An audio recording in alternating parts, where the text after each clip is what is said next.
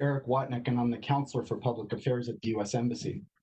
I just recently arrived in Kenya about a week ago, and I'm very pleased that this is the first group that I get to meet, although sadly it's only virtually.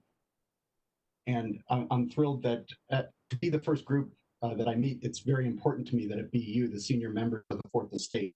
When I came to the office after my quarantine, my staff was telling me that I needed to learn about the public diplomacy poll. And I was very confused when I first got into the office. I was looking around for what that poll might look like. And I thought maybe this was an African tradition that I was unaware of. It wasn't until about 2 days ago that my staff finally told me that what they meant was the Swahili line, pole, pole. They wanted me to learn about things slowly. And so I'm continuing to try and learn, and I hope you'll bear with me as I still continue to learn about the media environment here.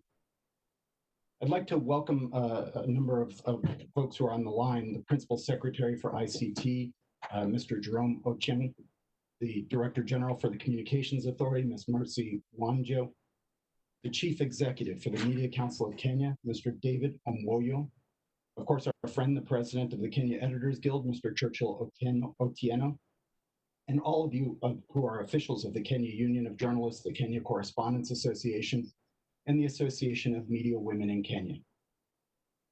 You may have noticed on my bio that I've been working with the media for quite a long time, over a couple of decades now, in one capacity or another. My closest interactions with the press was as a US government spokesperson, which was at times quite challenging. You can rest assured that your colleagues pressed me hard for information and access, and I learned a great deal about how these interactions are essential to a well-functioning democracy. And that's why your topic today is critical. It's critical to a strong democracy. Media sustainability, media independence, those things cannot be separated. And media independence is a central component of any democracy. It's an independent media that is able to provide unbiased, accurate, and impartial information to the electorate who must make their choice. The United States Embassy's support of the Kenya Editors Guild is precisely in order to help Kenya's media be unbiased, accurate, and impartial.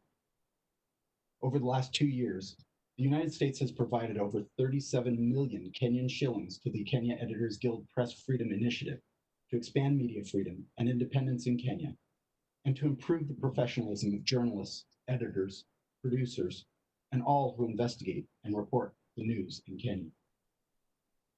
We're proud of our support, and that has made dozens of workshops and trainings by independent media professionals in investigative and ethical journalism across Kenya possible.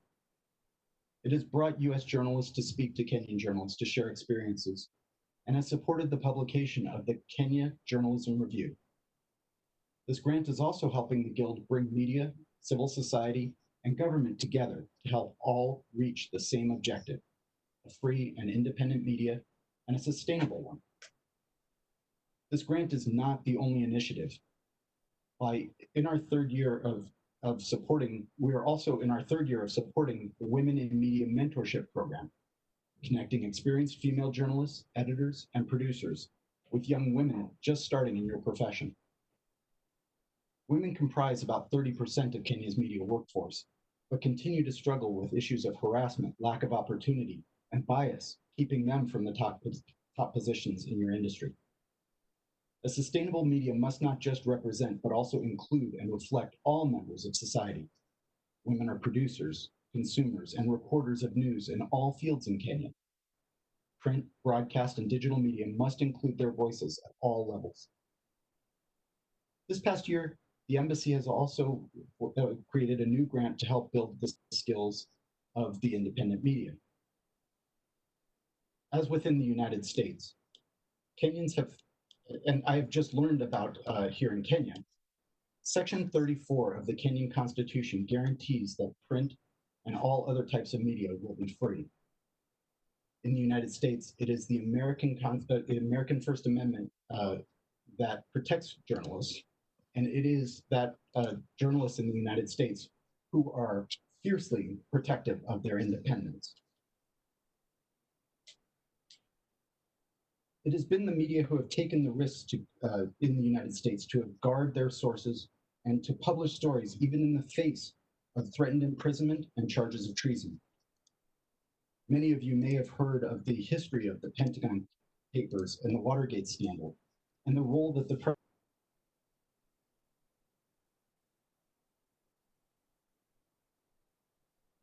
and in some cases after many years of investigation. A free press provides impartial facts to an informed electorate to mobilize, to debate, to question, and importantly, to vote. All countries must remain vigilant to guarantee access to information for today's and tomorrow's generations. Friction between a country's government and its media can often be a reflection of both institutions doing their job, and in your case, doing it well. I've already told you that I'm not an expert in the business of media, and I look forward to learning from those speaking today about how you do your work here. So far, I've only been here a week. I'm also sadly not an expert on Kenya's media environment and the legal, regulatory, and economic environment that you're operating under, but I look forward to learning about it. What I can do is draw from my experience to talk to all of you about the relationship between media sustainability and media independence. I can tell you that I've witnessed firsthand how various countries deal with an independent press. Through the constitutions in the United States and my experiences in Singapore and Hungary, all of these countries guarantee press freedoms, but I will tell you that those press freedoms vary greatly and can erode quickly if it's not properly defended. The erosion of a press acting as a government watchdog is a detriment to all its citizens. It is the responsibility of the press to keep the government accountable to the citizens by asking tough questions and investigating how public resources are being spent. You need to be determined in that effort, but determination takes money. In the United States, media outlets earning from digital platforms from both advertising and subscriptions have now surpassed those from traditional print and broadcast channels. You may have read recent news from Time magazine that their digital revenue grew 58% in the second quarter of 2020, surpassing its print revenue for the first time. The New York Times also reported that its digital business earned it $185.5 million during its second quarter of 2020, while the physical print newspapers brought in $175.4 million in the same period. US media outlets have been battling reducing numbers of subscribers and advertisers for decades now, and have experimented with different forms of paywalls, digital subscription packages, and advertising. Almost every country is facing the same challenges in media, and almost every country is feeling some economic pain now as a result of the COVID pandemic. Economic pain that is hitting media houses globally. I would urge all of you to examine, discuss, and learn from other countries' experiences, whether they be neighbors or those of us all the way across the ocean. One fact remains constant. To be sustainable, media must have consumers. Independent journalism that yields well-researched investigative reporting is key to recruiting new readers of newspapers and viewers of TV channels. Clickbait journalism may gain attention for a few minutes, but it won't produce the long-term results that invested consumers of your work produce. The US Embassy grant is intended for the training of journalists and the expanding of the freedom and independence of Kenyan journalists. We hope this goes a long way to help in the sustainability of Kenya's media industry. As has been recently noted here in Kenya, newspapers and broadcast news programs have to change because their place in the hierarchy of news sources has also changed.